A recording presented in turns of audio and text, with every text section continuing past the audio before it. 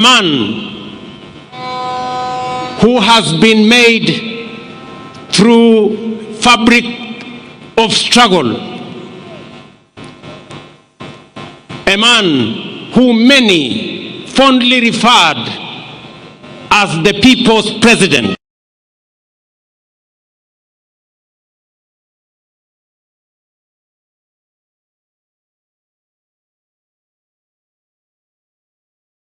A lot of respect because of his contribution to our nation.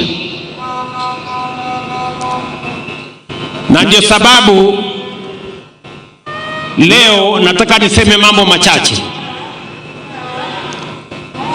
Mimi na huyu kiongozi wetu Raila Odinga nilijuana na yeye wakati nilichaguliwa kama mbunge wa Eldoret North in 1997. I came to meet him in parliament. Baadaye tukawa na urafiki na ushirikiano mpaka tukatengeneza ile ilikuwa inaitwa cooperation siku hizo, mpaka Raila akakuwa Secretary General wa KANU. Baadaye nikaungana na yeye wakati tulikuwa na mambo ya katiba ya taifa letu la Kenya. Tukashirikiana katika kutafuta katiba mpya ya Kenya. Mimi nikuwa mwenyekiti wa kamati ya bunge ya katiba baada yake. Na mambo yakaenda mpaka tukaunda chama cha ODM pamoja na ndugu yetu Raila Odinga akiwa ndio kiongozi wetu. Ndio nikashirikiana na yeye na nikajifunza kutoka kwake. I can confidently say, as Mama Aida has said, Raila Odinga was not just an engineer, he was a political engineer. And I can say here, among his many students in the class of political engineering was yours truly, William Ruto. And I am very proud today that Raila Odinga is being rested when one of his own students, a man he has mentored, is today the President of Kenya.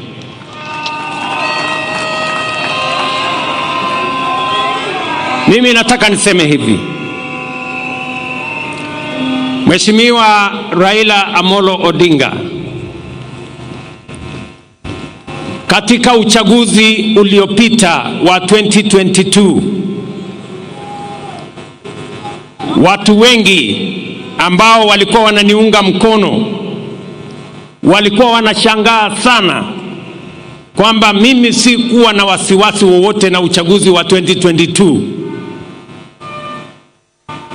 kwa sababu mashindano ilikuwa kati ya Raila na mwanafunzi wake. And therefore it didn't matter to me the outcome of the election of 2022. Either Raila Odinga was going to win or his political student William Ruto was going to win.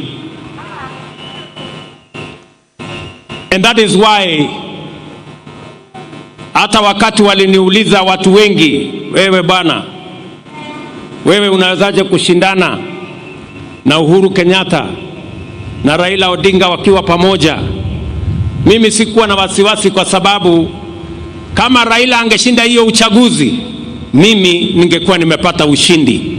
Na kwa sababu nilijua yeye yale alikuwa amepanga katika manifesto ya Azimio, mpango ya housing, mpango ya universal health coverage, mpango ya elimu, mpango ya kilimo, mpango ya masomo, yalikuwa sambamba na sawia na sawa na yale nilikuwa nimepanga. It is just a student and his teacher. And that is why I can now reveal here today that immediately after the election, a few months, and there are witnesses sitting in our midst today, I looked for Baba. A few months after the election, nikamwambia mheshimiwa, tukaketi chini na yeye, nikamwambia mheshimiwa Prime Minister, wewe ni mwalimu wangu. Kwa umri mimi natoshana kuwa kijana wako.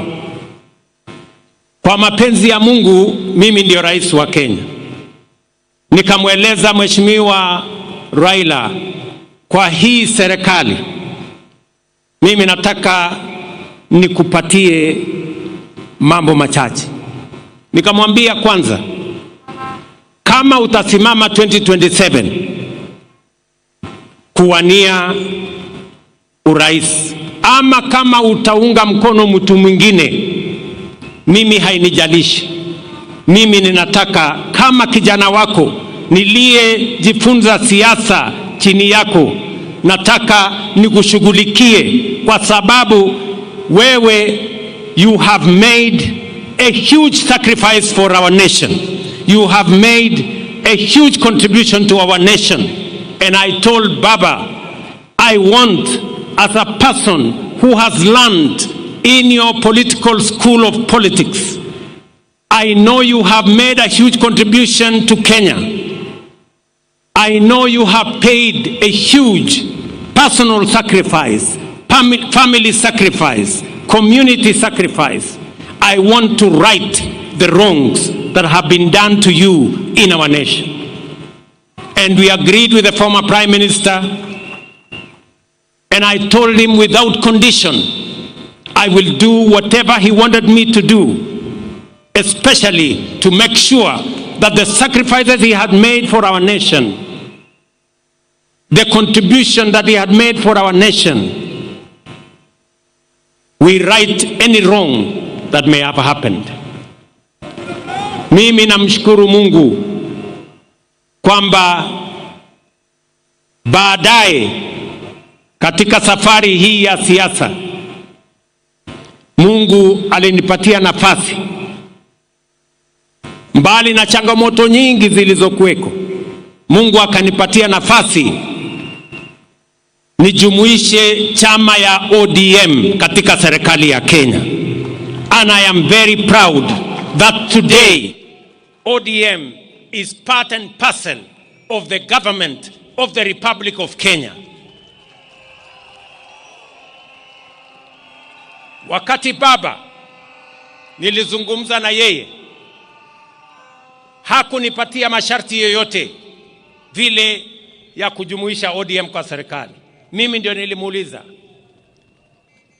Baba, mimi nataka waziri wa fedha wa kwanza wa kutoka Nyanza, mimi na wewe tupatie nafasi hiyo. Baba akanipatia huyu mungwana anaitwa Nyang, huyu John Mbadi. Leo I am very proud that Baba and I made the decision to have John Mbadi as the Minister of Finance of Kenya. Today, inflation has come down to 4% from 9.6%. Exchange rate has come down from 165 to 129. Today, our inflation, I have said, exchange rate, our interest rates have come down, and Kenya is now the 6th largest economy in the world, in Africa. This man, John Mbadi, anatosha ama atoshi?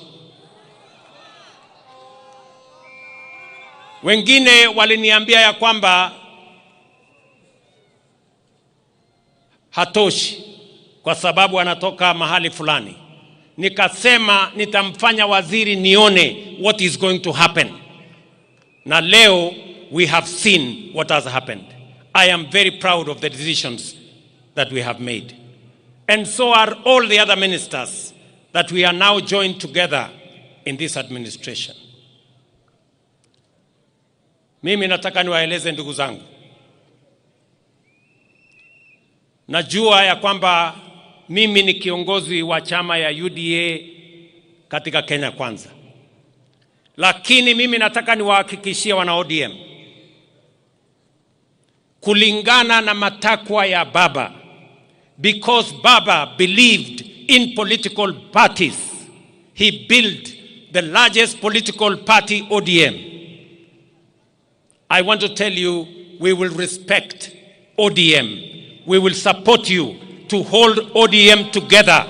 ODM must be strong as we go to 2027, because that is the way we are going to have a strong government. Political parties are the foundations of any meaningful democracy.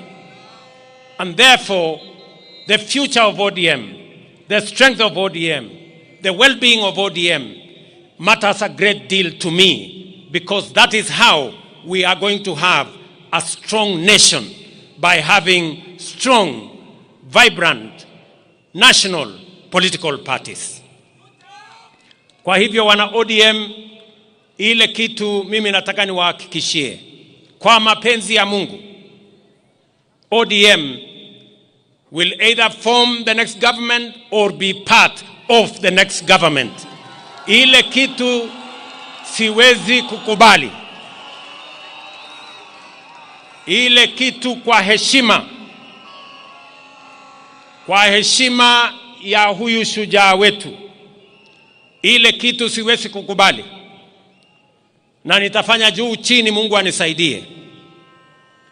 Ni wale ambao wanataka kung'oa chama ya ODM na kwenda kuchezea karata ya upinzani kule nje. Hiyo haitawezekana.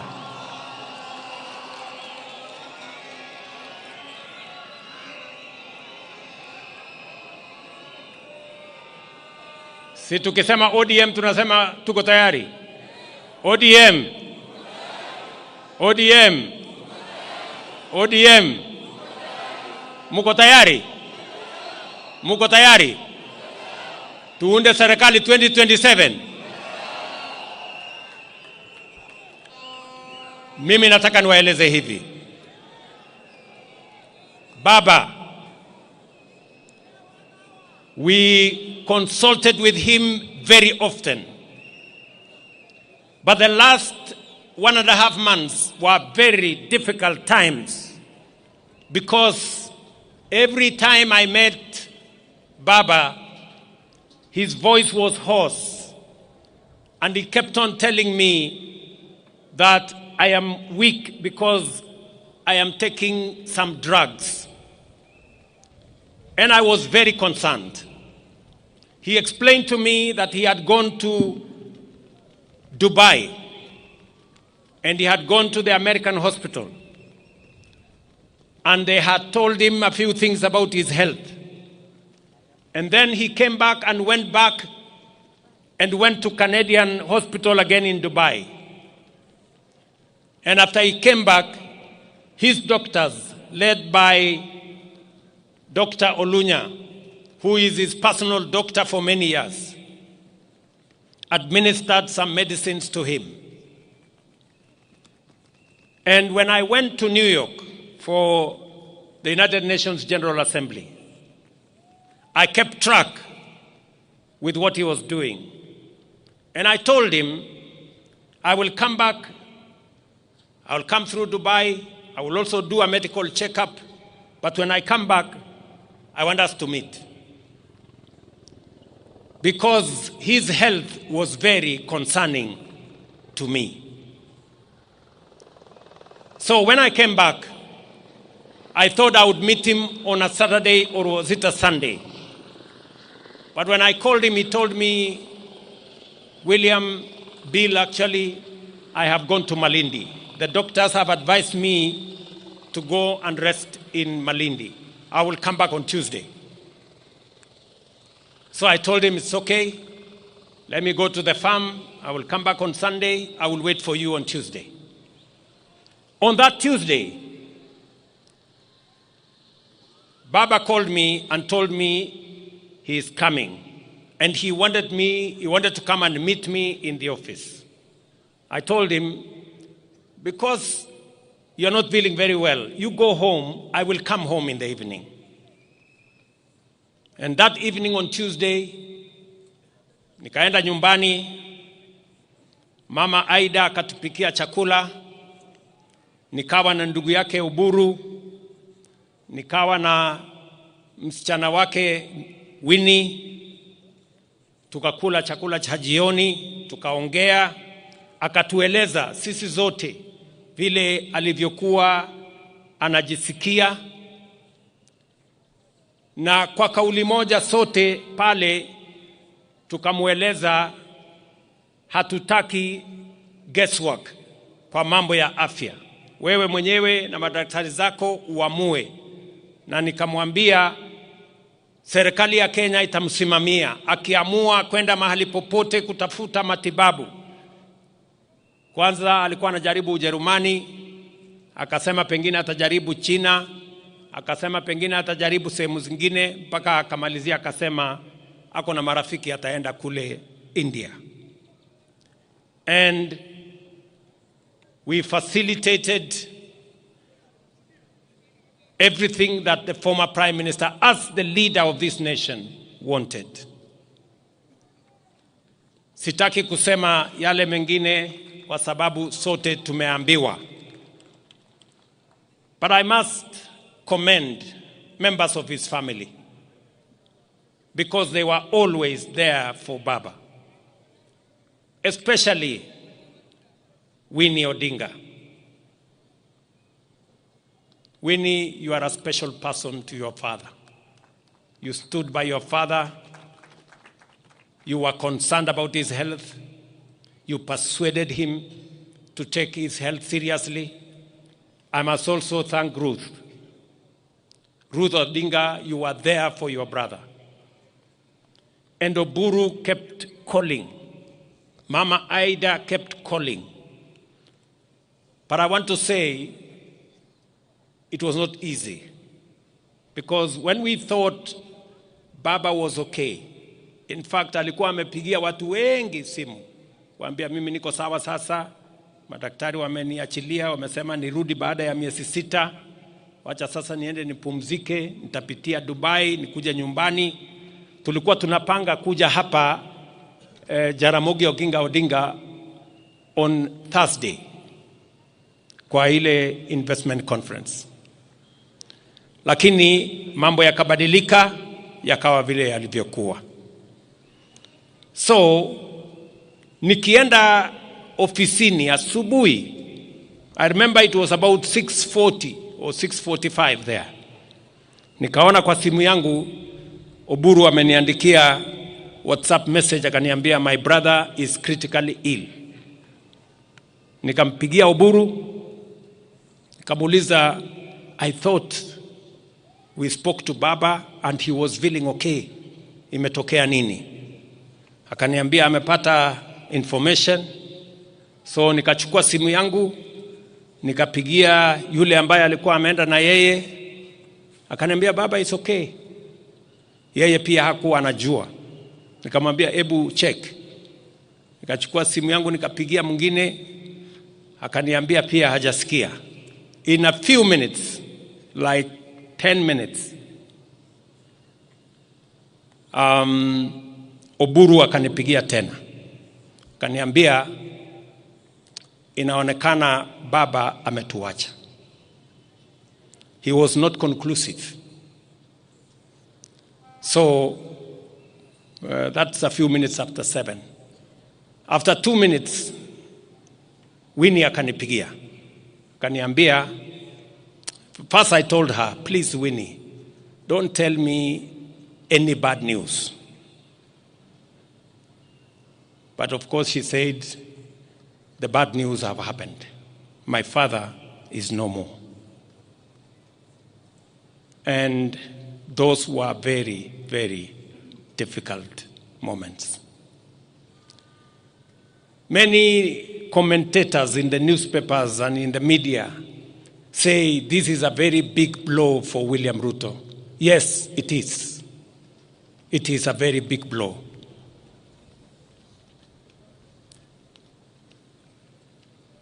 A few minutes later, we consulted with the family. I remember calling Ida. She could not talk on the other side. And then we managed to do the processes that were necessary. I got in touch with the government of India, and I requested them to accord our brother the highest support that they could. I must thank the Prime Minister of India, Narendra Modi, who is a friend of Raila Odinga, for putting at our disposal, all the support, including military honors, for our brother Raila Odinga. Lakini haikuwa rahisi hivyo. Baadaye jioni, tukishapanga vile watu wataenda kumchukua mwili wake, usiku Winnie akanipigia. Winnie akaniambia, Mr. President, hiyo ndege ambayo inakuja kubeba mwili ya baba, mbona inaenda Mumbai? Mbona isikuje hapa mahali baba yuko? Sasa wewe unanifanya nisumbuke kupeleka mwili ya baba saa hii usiku. Ningangane naye niweke kwa ndege, na nimechoka. Na hii kitu ni mzito sana kwangu. So I had very difficult moments there. Nikamwambia Winnie, unajua sasa hii ndege iko na watu wengine wanaenda kule Mumbai, na turnaround yake tulikuwa tunataka kupunguza, but she could not take any of it. Nikawachana na yeye, nikapigia Ruth, nikamwambia Ruth, please help me manage Winnie. Mwambie tu atulie kidogo, these arrangements we are making. But all in all, I must say the concern of the family, his children, the wife, his brother Uhuru and all the others was amazing. Hapo katikati, wakati bado tunahangaika, nafikiri kama saa 3 hivi asubuhi, nimeona kwa WhatsApp Junior amenitumia message. Anasema wili ya baba inasema he must be buried within 72 hours. Huyu Junior amenitumia. And I am sending our lawyer to Mama to go and tell her what Mzee's will was. So hapo katikati sasa ikawa ni kizungumkuti. We are trying to balance between the will of the late, the reality of where he is, the requirements of culture, the state, the church. So there were tensions all over the place. That we are here Sunday to pay our last respects to Raila Odinga is an act of God. Na tunashukuru Mungu kwamba imetusaidia tufikishe hapa.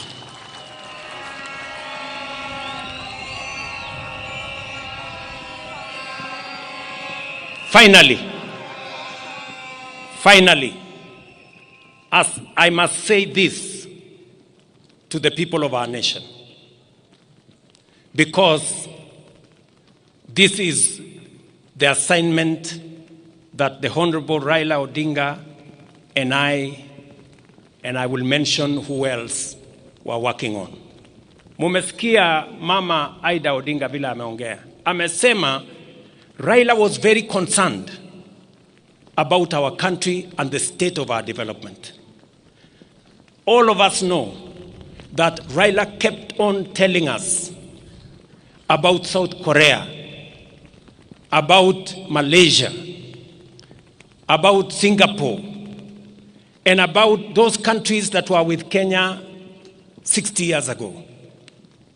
And he was very concerned that Kenya was still a third world country. You have heard from Haida herself.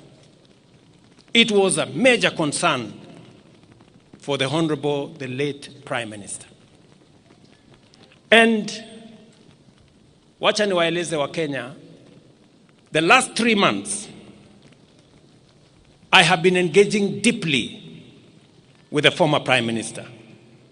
And I want to say, when I first declared that I was going to run for president in 2005, among the people who encouraged me, then, when it was not even thinkable that I would be anything, was Raila Odinga.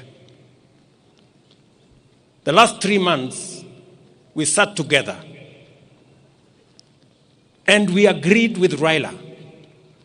And I want to say here in front of his body, we agreed with him that we must do whatever it takes to get Kenya out of this third world status and move it to the first world.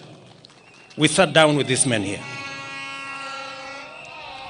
Na tukakubaliana na huyu Raila Amolo Odinga mwenyewe akatumana yule Hino, Professor Hino, akuje Kenya. Hino came here almost a month ago for us to agree on the plan that is going to get Kenya out of this mess. Nyinyi mnajua hapa Siaya sasa iko mpango ya nuclear energy, kwa sababu Raila alisema hatuwezi kuwa ni nchi ambayo tunaweza kusonga mbele if we do not have enough energy. And Raila proposed that we should at least generate another 10,000 megawatts. Let me say this because there is no other moment for me to say this when he is here with us. The same Honorable Raila Odinga agreed with me that we must extend the SGR from Naivasha through Siaya here to Malaba. He also agreed with me that we must extend a dual carriageway from Rironi through Nakuru, through Eldoret to Malaba, and also through Kericho to Kisumu to Malaba. And we agreed with him on how we are going to build a new airport and how we are going to expand our infrastructure. Haya ni mambo niseme mbele yenu the late akiwa hapa. Na tukakubaliana na yeye tutawazungumzia viongozi wetu wa bunge tuanze kuelewana. Na nikakubaliana na yeye kwamba pia nitamtafuta rais wa 4 Mheshimiwa Uhuru Kenyatta. And I want to say here to you, Baba, we agreed, me and you, that I would look for President Uhuru Kenyatta. And I booked an appointment. I sat down with President Uhuru Kenyatta. And we discussed what I had discussed with Prime Minister about the future of our country. How to think big, how to get rid of the average and the usual and the normal and the ordinary, so that we can stretch this nation to the extraordinary and to the excellent. And you remember, President Uhuru Kenyatta, I came to your office, I sat down with you, I explained to you what I had discussed with my brother, Prime Minister, and I want to thank you immensely that you shared in putting this country together, eliminating division and tribalism, and making sure that we can forge a unity that would lift Kenya from a third world status to a first world status. Ndugu zangu waombolezaji, Mama Aida, I have discharged my responsibility to a friend, to a brother, to my mentor, a man I went to his school. Wengi walijaribu kuniambia ya kwamba Raila hakukuwa rais, kwa hivyo heshima yake ishushwe chini kidogo.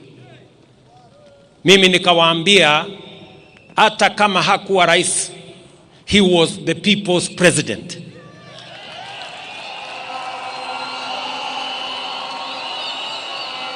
Na kwa hivyo apatiwe heshima ya kutoshana na rais.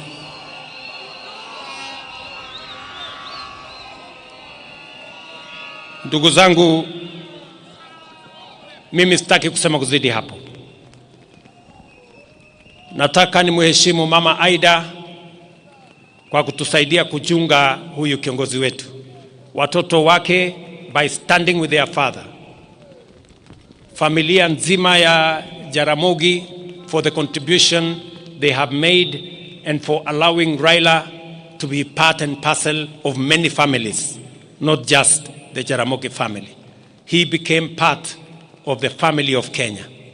Today here we have leaders from across Kenya who associate with Raila Odinga, who have been mentored by Raila Odinga, who are supporters of Raila Odinga. I must thank his security people, Maurice Ogeta especially. Thank you very much, Maurice,